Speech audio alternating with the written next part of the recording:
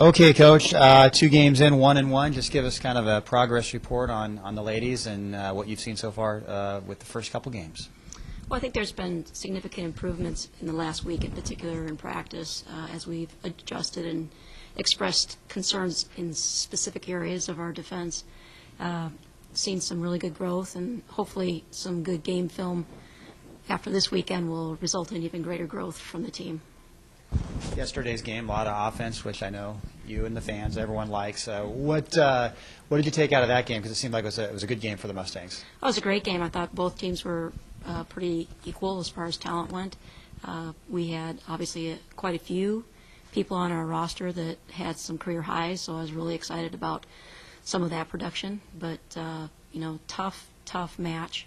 We had a place in the course of the game where our opposition took a little bit of a lead, and we could have crumbled, but was really pleased with our resolve and how we came back to take out the victory.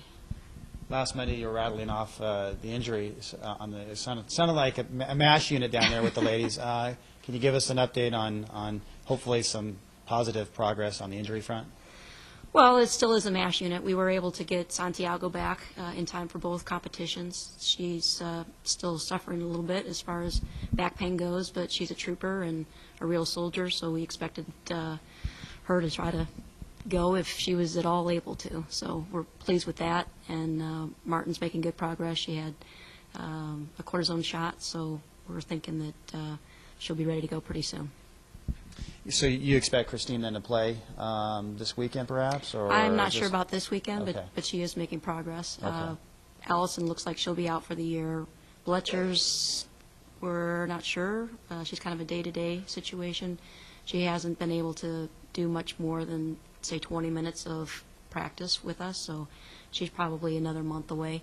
And then Wells has surgery on Wednesday this week.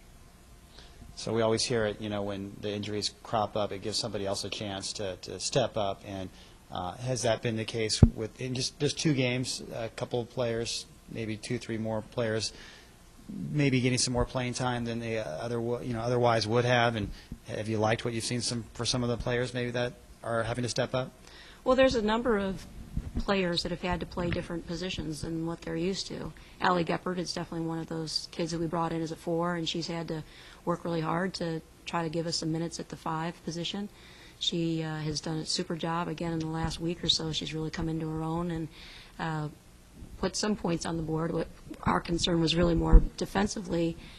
If Trotter and Santiago were picking up 2-3 quick fouls in the first half, which is what happened at Oregon State, we needed some bodies to help us in there, and Geppert did a super job, as well as Gregerson and Reeves, who are really, they're 3 guards, and we've had to play them at the 4 and the 5 positions. So they just did an amazing job stepping up. And then, of course, Becky Trotter's play over the course of the last 2 games has just been phenomenal and nothing short of what I expected. But, kudos to her.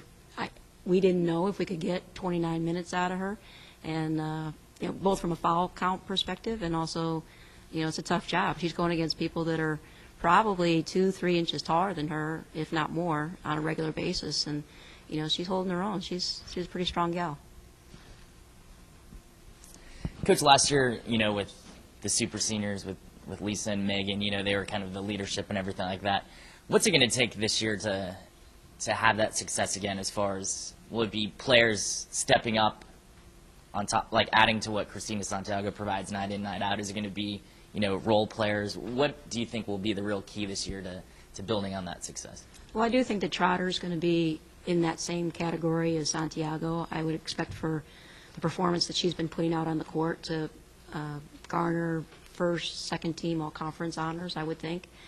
So I think that she's going to be able to step in and do some major damage. As far as having a third scorer, that really hasn't made itself evident yet. We've had a number of people that we think could develop into that, but on a regular, consistent basis, we haven't seen it in practice to say, okay, this person is absolutely going to get us, 14 points a game.